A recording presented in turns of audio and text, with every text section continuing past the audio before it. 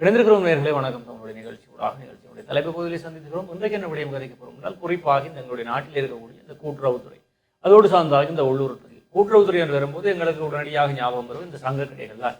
அப்போ இந்த யுத்த காலத்திலே சரி, அல்லது யுத்தம் அதிக அளவில் நடந்து கொண்டிருக்கக்கூடிய காலங்களில் அமைவது இந்த சங்க கடைகள் என்பது பெயர் போனதாக இருக்கு. வடக்கிற்கான இந்த பொருட்களை கொண்டு வருவதற்கான பாரிய மார்க்கமாக கூட்டுறவு இருந்தது. கூட்டுறவு சங்க கடைகள் தான் இந்த கூப்பன் அடிப்படையில், இந்த அட்டைகள் அடிப்படையில் எல்லாம் நிவாரணப் பொருட்களாக இருக்கட்டும், ஏனைய பொருட்கள் எல்லாமே சங்க கடைகள் அப்போ சங்க கடையில் எல்லாமே கிடைக்கக்கூடியதாக இருந்தது. அப்போ சங்க கடையில் வேலை செய்கிறார்கள் அல்லது சங்க கடை மேனேஜராக இருக்கிறார்கள், இந்த கூட்டுறவு சங்கங்கள் வழியே, பல்நோக்கு கூட்டுறவு சங்கங்கள் வழியே முகாமையாளராக இருக்கிறார்கள், அங்கு கணக்காளர் இருக்கிறார்கள், எல்லாரும் பெரிய மதிப்பு இருக்குது. இன்றைக்கு ஒரு அரசாங்க வேலையில் இருக்கக்கூடிய ஆக்களுக்கும் எவ்வளவு பெரிய அரசாங்க வேலையில் உயர்மட்டத்தில் இருக்கக்கூடிய ஆக்களுக்கு அப்படி மரியாதை இருக்கும். அதே போல இந்த கூட்டுறவுகள் இருக்கக்கூடிய ஆக்களுக்கு அந்த காலங்களிலே மிகப்பெரிய மரியாதை இருந்தது. இந்த கூட்டுறவுத்துறையில் இருக்கக்கூடியவர்களுக்கு பெண் கொடுப்பது அல்லது அவர்களுக்கு திருமணம் செய்து வைப்பதற்கெல்லாம் பலரும் முண்டியடித்துக் கொண்டிருந்தார்கள். என்றால் அது அந்த காலத்தில் கூட்டுறவு தான் எங்களுடைய வடக்கு, கிழக்கு அல்லது வன்னி பிரதேசத்துக்கான ஒரு மார்க்கமாக இருந்தது.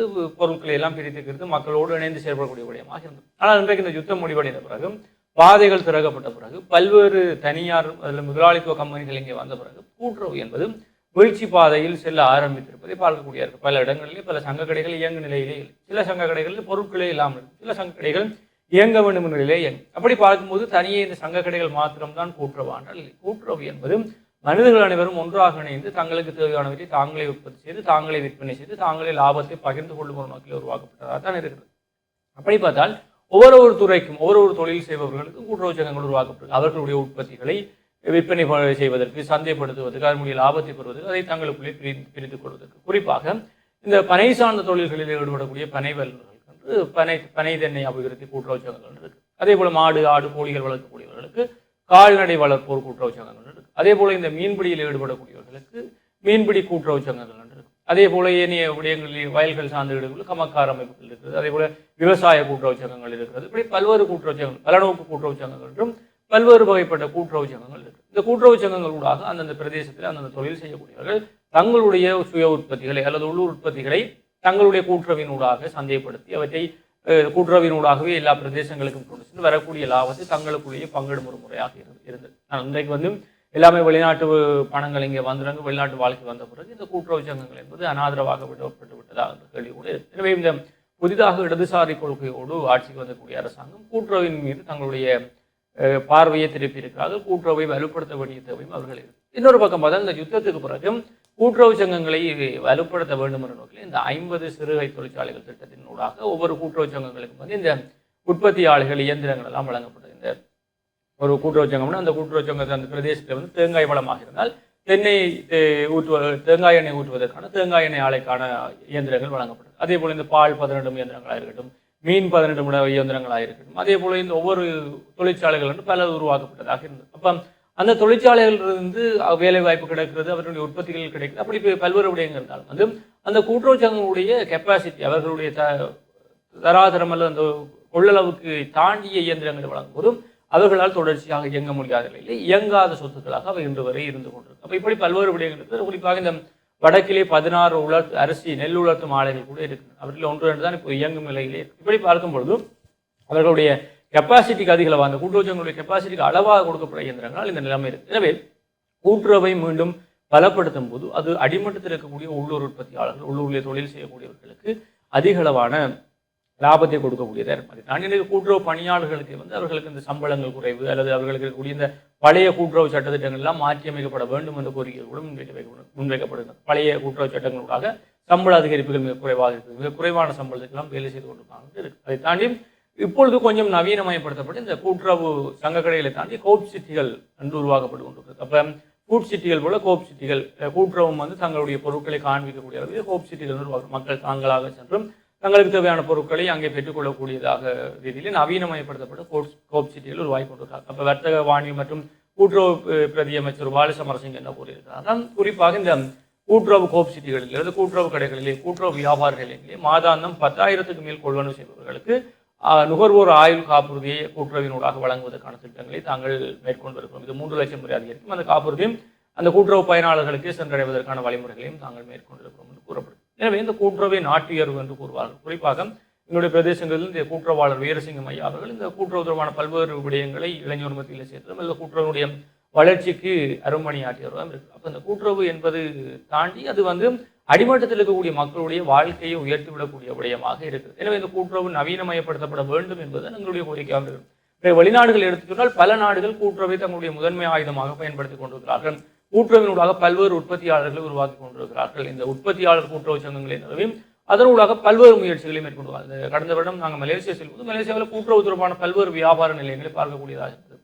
மலேசியாவிலே யாழ்ப்பாண கூட்டுறவு சங்கம் ஒன்றை நாங்கள் நாங்கள் தங்கியிருந்த விடுதிக்கு அருகாமையிலே யாழ்ப்பாண கூட்டுறவு சங்கம் ஒன்றை கூட நிறுவியிருந்தார். அப்படி உலக நாடுகள் எல்லாமே தங்களுடைய வளர்ச்சிக்காக இந்த கூட்டுறவை முன்னிலைப்படுத்தி கொண்டிருக்கும். எங்களுக்கு இயலவே எங்களுடைய நாட்டில் ஒரு அனுபவம் இருக்குது. இடர்காலங்களிலும் பொருளாதாரத்தை நிலைப்படுத்தி வைப்பதற்கு கூட்டுறவு தேவையாகும். ஆனால் இன்றைக்கு அதையெல்லாம் மறந்துவிடும். எனவே இந்த கூட்டுறவை நாங்கள் வலுப்படுத்துவதனூடாக அடிமட்டத்தில் இருக்கக்கூடிய தொழிலாளர்களுடைய முயற்சிகளை ஊக்குவிக்கக்கூடியதாக இருக்கும். அவர்கள் மத்தியிலே நவீன விடயங்களை கொண்டு போய் சேர்க்கக்கூடியதாக இருக்கும். நவீன தொழில்நுட்பங்களை அவர்களுக்கு கற்றுக் கொடுக்கக்கூடியதாக இருக்கும். அவர்களுடைய உற்பத்தி திறனை அதிகரிக்கக்கூடியதாக இருக்கும். அதன் மூலம் அவர்களை ஏற்றுமதி வர்த்தக வாணிபத்துக்கும் கொண்டு செல்லக்கூடியதாக இருக்கும். குறிப்பாக நாங்கள் பார்த்தால் எங்களுடைய வடமாநிலத்தில் இருக்கக்கூடிய மிகப்பெரிய 2 வளங்கள், ஒன்று பனை, இன்னொன்று கடல். இந்த இரண்டிலுமே எங்களிடம் கூட்டுறவு சங்கங்கள் இருக்குது. பனை தென்னை வள அபிவிருத்தி கூட்டுறவு சங்கம் இருக்குது. அதே போல கடற்தொழிலாளர் கூட்டுறவு சங்கங்கள் இருக்குது. இந்த கூட்டுறவு சங்கங்களை நாங்கள் வலுப்படுத்துவதன் மூலம் நவீன யுக்திகளை கொண்டு நாங்கள் இந்த கடற்தொழிலாக இருக்கட்டும் பனை தென்னையிலே புகுத்துவதன் மூலம் எங்களுக்கு இருக்கக்கூடிய வளங்கள் வீணாக ஒரு பனைகள் எல்லாம் இன்றைக்கு எரிக்கப்படுகிறது. இன்னொரு பக்கம் பனைம்பழங்கள் வீதியிலே விழுந்து கிடந்து அவற்றை பயனற்ற முறையில் அவற்றையெல்லாம் பதப்படுத்தி உற்பத்தி பொருட்களாக மாற்றி பெறுமதி சேர்க்கப்பட்ட உற்பத்திகளாக மாற்றி பல்வேறு நாடுகளுக்கு நாங்கள் இன்றைக்கு கூட்டுறவினூடாக ஏற்றுமதி செய்யக்கூடியார்கள். இன்றைய தனியார் கம்பெனிகள் அதைத்தான் செய்து கொண்டிருக்காங்க. இங்கே இருக்கக்கூடிய எங்களுடைய மக்களிடமிருந்து அவற்றை பிழிந்து எடுத்து தாங்கள் கொண்டு சென்று அவற்றை பல்வேறு பெறுமதி சேர்க்கப்பட்ட பொருட்களாக வெளிநாடுகளிலே விற்றுக் கொண்டிருக்கிறார். அதே போலதான் கடல் உணவு. இலங்கை இப்பொழுதும் 70% கடல் உணவை இறக்குமதி செய்து கொண்டுதான். ஆனால் எங்களுடைய வளங்களை பயன்படுத்தி நாங்கள் அடுத்த கட்டத்துக்கு முன்னேறுவதற்கு என்ன செய்ய போகிறோம் என்பதுதான் கேள்வியாகும். எனவே எங்களுடைய ஊரில் இருக்கக்கூடிய பழைய ஆக்களை கேட்ட இந்த கூட்டுறவுடைய மகத்துவத்தை இன்னும் விரிவாக்க சொல்வார்கள். கூட்டுறவு எப்படியெல்லாம் இந்த யுத்த காலத்தில் மக்களுடைய பொருளாதாரத்தை வீழ விடாமல் வறுமையிலிருந்து மக்களை தாக்குப்பிடித்து தூக்கி நிறுத்தி என்று கூறுவார்கள். எனவே மாறிக்கொண்டு வரக்கூடிய இந்த புதிய சந்ததிக்கும் புதிய தலைமுறைக்கு இந்த கூட்டுறவுடைய முக்கியத்துவம் அவர்களை இந்த கூட்டுறவுகளை இணைப்பதற்கான பல்வேறு வழிமுறைகளை நாங்களும் மேற்கொள்ள வேண்டும் என்பதுதான் எங்களுடைய எண்ணமாகவும் இருக்கிறது. நிச்சயமாக இந்த கூட்டுறவினுடைய வளர்ச்சி என்பது இந்த இடைத்தரகர்களினுடைய நிலையை குறைத்து நேரடியாக உற்பத்தியாளர்களுக்கான அவர்களுக்கான விளைதிறன் அவர்களுக்கான உழைப்புக்கான ஊதியத்தை நேரடியாக பெற்றுக்கொள்ளக்கூடியதாக இருக்கும். ஏனென்று சொன்னால் இன்றைக்கு இந்த பெருகி வரக்கூடிய இடைத்தரகர்கள் உற்பத்தியாளர்களினுடைய உழைப்பை சுரண்டி தங்களுக்கு தேவையான நலன்களை பெற்றுக்கொள்ளக்கூடியவர்களாக இருக்கிறார்கள். ஆகவே இந்த ஒவ்வொரு உற்பத்திகளுக்குமாக உருவாக்கப்படக்கூடிய ஒவ்வொரு கூட்டுறவு சங்கங்களும் தங்களினுடைய உற்பத்தி சார்ந்து யோசிக்கையிலே அந்த சமூகத்தை சார்ந்த அந்த விடயங்கள் தொடர்பாக யோசிக்கும் பொழுது அங்கே உருவாக்கக்கூடிய உற்பத்தியாளர்களுக்கான பலன்கள் விளைதிறனாக கிடைக்கக்கூடியதாக இருக்கக்கூடியதாக இருக்கும். உண்மையிலே எங்களுக்கெல்லாம் தெரியும் இந்த மீன்பிடி சம்பந்தமாக உருவாக்கப்பட்டிருக்க கூட்டுறவு அமைப்புகளை இந்த சமாஸ் அமைப்புகள் என்று சொல்வார்கள்.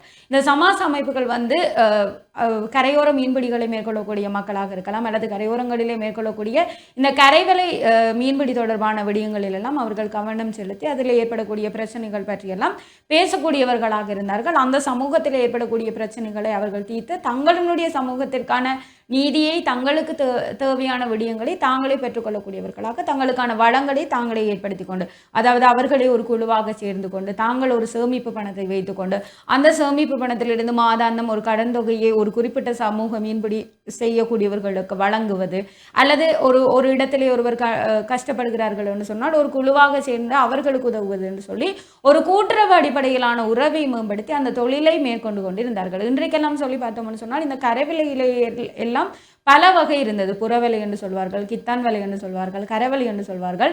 இவ்வாறாக இருந்த பல்வேறு மரபு ரீதியான அமைப்பு முறைகளிலே இன்றைக்கு கரைவலை மட்டும்தான் பயன்படுத்தப்படுகிறது. இன்றைக்கு புறவலை எல்லாம் இல்லாமலே போய்விட்டது. ஆக எங்களுடைய மரபு ரீதியான பாரம்பரியம் மிக்க பல்வேறு விடயங்கள் இழக்கப்பட்டு கொண்டிருக்கிறது. இன்றைக்கு இந்த அரசாங்கத்தினுடைய 2 முயற்சிகள் எங்களுடைய வடக்கு மாகாணத்தின் பொருளாதாரத்தை வலுப்படுத்துவதற்கு பெரிய துணையாக இருக்கக்கூடிய விடயங்களாக அமையப்பட்டிருக்கிறது. முதலாவது விஷயம் இந்த 431 மையங்கள் அதாவது சுற்றுலா மையங்கள் உறுதிப்படுத்தப்பட்ட அவை ஒரு தொடர்ச்சியாக முன்னேற்றப்படுத்தப்பட போகிறது என்று சொல்லி 2026 தொடக்கம் 2030 இந்த இடைப்பட்ட காலத்தில் எந்தெந்த இடங்களும் முன்னேற்றகரமாக செய்யணும் எந்த இடங்களுக்கு முன்னிலை அங்கீகாரம் வழங்கணும் என்று சொல்லி வவுனியா பல்கலைக்கழக நிபுணர்கள் ஒரு முன்மாதிரியிலான ஒரு செயல் அறிக்கையை அங்கு சமர்ப்பித்திருக்கணும். அதன் மூலமாக எங்களினுடைய இந்த முன்னேற்றகரமான சுற்றுலாத்துறை என்பது பொருளாதார ரீதியான வளர்ச்சிக்கும் உதவியாக இருக்க போகிறது. இரண்டாவது விஷயம், இந்த கூட்டுறவு சங்கங்கள் தொடர்பான வளர்ச்சி தொடர்பாகவும் இந்த அரசாங்கம் கவனம் செலுத்தியிருக்கிறது. ஆக இந்த 2 விடயங்களுமே எங்களினுடைய உள்ளூர் உற்பத்திக்கான ஒரு சந்தைப்படுத்தல் வாய்ப்பை பெற்றுக்கொள்ளக்கூடியதாக இருக்கும் பெற்றுக்கொள்ள முடியாதமான சூழலை உருவாக்கக்கூடியதாக இருக்க போகிறது. காரணம் என்னன்னு சொல்லி பார்த்தோம்னு சொன்னால், இந்த சுற்றுலாத்துறை வளர்ச்சியில் இவ்வளவு நாளும் நாங்கள் கடற்கரையோரங்களில் சரி அல்லது ஏதாவது ஒரு சுற்றுலா இடங்களில் சரி வெறும் கச்சானையும் மாங்காயும் விற்று கொண்டிருந்த காலங்கள் இருக்குது. இன்றளவும் அதை தான் நாங்கள் செய்து கொண்டிருக்கிறோம். ஆனால் எங்களிடம் பல்வேறுபட்ட வளங்கள் இருக்கிறது. இந்த பனை வளமாக இருக்கலாம், கடல் வளமாக இருக்கலாம். இன்றைக்கு வரைக்குமே யாழ்ப்பாண கரித்தூள் என்று சொன்னால் எல்லா வெளிநாடுகள்லையுமே ஒரு பேசு பொருளான விடயமாக இருக்கிறது. ஆக எங்களிடம் வளம் இருக்கிறது. அந்த வளத்தை எங்கே கொண்டு போய் சேர்ப்பது அல்லது அதை எங்கே முதலிடுவது என்பதில் தான் எங்களுக்கு பிரச்சனை இருக்கிறது. இந்த முதலீட்டு பிரச்சனைகள் தொடர்பாகவும் இந்த அரசாங்கம் கவனத்தில் எடுத்து இந்த கடன்களை வழங்கினால் எங்களுக்கு இந்த உள்ளூர் உற்பத்திகளை ஒரு பெரிய மட்டத்திலே கொண்டு போய் சேர்க்கக்கூடிய வழிவகைகளை செய்யக்கூடியதாக இருக்கும். ஆக இந்த சுற்றுலா மையங்கள் தொடர்ச்சியாக முன்னேற்றப்பட செய்ய போகிறது, முன்னேற்றத்துக்கு கொண்டு வரப்பட போகிறது என்று சொன்னால் அங்கே எங்களுக்கான இந்த தொழில் வாய்ப்புகளை பெற்றுக்கொள்ளக்கூடியதாக இருக்கிறது. யாழ்ப்பாணமாக இருக்கலாம், முல்லைத்தீவாக இருக்கலாம். இந்த வடக்கு மாகாணத்தை சேர்ந்த பிரதேசங்களிலே பனை கடல் வளங்களை சார்ந்து உருவாக்கப்படக்கூடிய உற்பத்திகளை இந்த இடைத்தரகர்களின் ஒரு குறுக்கீடு அல்லது அவர்களினுடைய தடைகள் எதுவுமின்றி இந்த கூட்டுறவு சங்கங்களின் ஊடாக அந்த கூட்டுறவு சங்கங்களை மீள கட்டமைத்து அதனை வலுப்படுத்தி செய்வதன் மூலமாக ஒவ்வொரு ஊர்களிலேயுமே இந்த உள்ளூர் உற்பத்திகளை அதிகரித்து இந்த பொருளாதாரத்துக்கு நாங்களும் வேலை சேர்க்கக்கூடியதாக இருக்கும். ஆகவே இந்த கூட்டுறவு சங்கங்களினுடைய வருகை அல்லது இந்த பொருளாதார முன்னேற்றம் என்பது இந்த உள்ளூர் உற்பத்திக்கு பெரிய ஒரு மாற்றத்தை கொண்டு வரப்போகிறது என்பதை தான் கூறக்கூடியதாக இருக்கு. நிச்சயமா. அதே போல இந்த யுத்த காலத்திற்கு பிறகு பல பெண் தலைமைத்துவ குடும்பங்கள் இருக்கிறார்கள். பெண்களை முன்னிறுத்தி குடும்பத்தை முன்னெடுத்தக்கூடியவர்கள் இந்த சிக்கன கடன் வழங்கும் கூட்டுறவு சங்கங்கள், சிகாகோ உருவாகும், TCCS, இவை எல்லாமே வந்து இந்த பெண் தலைமைத்துவ குடும்பங்கள் அவர்களிடமிருந்து ஒரு சேமிப்பு வரைவிட்டு அவர்களுக்கு ஒட்டுமொத்தமாக அந்த சேமிப்பு பழக்கத்தை உண்டு பண்ணி அதன் மூலம் அவர்களுடைய அன்றாட பொருளாதாரங்களை மேற்கொள்வதற்கான வாய்ப்புகளையும் உருவாக்கி கொண்டிருக்காங்க. அதே போல இந்த CRB என்று கூறக்கூடிய கூட்டுறவு கிராமிய வங்கிகள் இருக்குது. இதுவுமே வந்து இந்த சேமிப்பு பழக்கத்தை தூண்டக்கூடியதாக இருக்குது. அதே போல அவர்கள் தங்களிடம் அன்றாட உழைப்பிலே வந்து ஒரு பகுதி அந்த வங்கியிலே முதலிடக்கூடியதாக இருக்கும். அது பிறகு ஒட்டுமொத்தமாக அவர்களுக்கு அவசர தேவைகளின் போது அல்லது பல்வேறு தேவைகளின் போது அவற்றை பெற்றுக்கொள்ளக்கூடியதாக இருக்கும். மிக குறைந்த வட்டி வீதத்தில் அவர் அவற்றை கொடுத்து கொண்டிருக்கிறார்கள். அதை தாண்டி இந்த கூட்டுறவில் இருக்கக்கூடியவர்களுக்கு இந்த மரண கொடுப்பனவுகள் இருக்கிறது, விபத்து கொடுப்பனவுகள் இருக்கிறது, அதே போல கல்விக்கான கொடுப்பனவு இருக்கிறது, புலமை பரிசில் கொடுப்பனவு வந்து பல்வேறு கொடுப்பனவுகள் இருக்குது. இதெல்லாம் வந்து இந்த மக்கள் மத்தியிலே இந்த கூட்டுறவுக்கான விழிப்புணர்வு இன்னும் போய் சேரவில்லை, அதில் இளையோர் மத்தியில் இது போய் சேரவில்லை என்பது அன்றைக்கு கூட்டுறவு கொஞ்சம் நலிந்து செல்வது என்பதற்கான காரணமாக இருக்கு. அதை தாண்டி பல கூட்டுறவு சங்கங்களுக்குள்ளே பல்வேறு நவீனமயப்படுத்தப்பட்ட இயந்திரங்கள் இருக்கு. ஆனால் எல்லாமே வந்து இயங்கு நிலையில் இல்லை என்பதுதான் கவலையான விடயமாக இருக்கிறது. குறிப்பாக அந்த இயந்திரங்களை எப்படி இயக்குவது, அதுக்கான கெப்பாசிட்டி, அதனுடைய உயர்திறனை பெறுவதற்கான வளங்கள் இல்லை. அதே போல அந்த நவீன தொழில்நுட்பங்களை இயக்கக்கூடிய அளவிலே அவர்களிடத்திலே அந்த வல்லுநர்கள் இல்லை, அல்லது அவை அறிந்த இளம் பட்டதாரிகள் அங்கே வந்து சேரவில்லை என்பதெல்லாம் வந்து இன்னொரு பக்கம் குற்றச்சாட்டுகளாக இருக்கிறது. ஆனால் இன்னொரு பக்கம் கூட்டுறவு இருக்கக்கூடிய மிக குறைந்த சம்பளம் தான் இந்த இளம் வயதினர், இளம் பட்டதாரிகள், இளம் தொழில் வல்லுநர்கள் அதற்குள்ளே நுழைவதற்கான தடைக்கல்லாகவும் இருக்கிறது கூறப்படுது. எனவே அரசாங்கம் வந்து இந்த கூட்டுறவு சட்டங்களை சீர்திருத்தி சம்பள உயர்வுகள் அதே போல சுற்று நிறுவனங்களை மாற்றி அமைப்பதற்கான முயற்சிகள் எடுத்துக்கொண்டிருக்கிறார்கள். இவையெல்லாம் நடந்தால் மிக விரைவிலே இந்த கூட்டுறவு உயர்ந்தால் அது தானாக இந்த நாட்டினுடைய உயர்வுக்கும் வழிவகுக்கும் என்பதிலே எந்தவித மாற்று கருத்துக்களும் இல்லை. எனவே கூட்டுறவே நாட்டு உயர்வு என்பது கூட மீண்டும் அந்த வசந்த காலங்கள் உருவாகும், சங்கக்கடை காலங்கள் மீண்டும் உருவாக வேண்டும். அந்த அனைவருக்கும் அவர்கள் செய்யக்கூடிய வேலை அதுக்கான நீதியான நியாயமான ஊதியம் கிடைக்க வேண்டும் என்பதுதான் எங்களுடைய அடிப்படை வேண்டுகோளாக இருக்கிறது. நாங்களும் உங்களிடமிருந்து விடைபெற்று செல்ல போகிறோம். மற்றொரு நிகழ்ச்சியில் உங்களை சந்திக்கும் வரை உங்களிடமிருந்து விடைபெற்று செல்லும் நான் உங்கள் அன்பின் ஹரிஹரன் மற்றும் திவ்யா விஜயபாஸ்கர். நன்றி.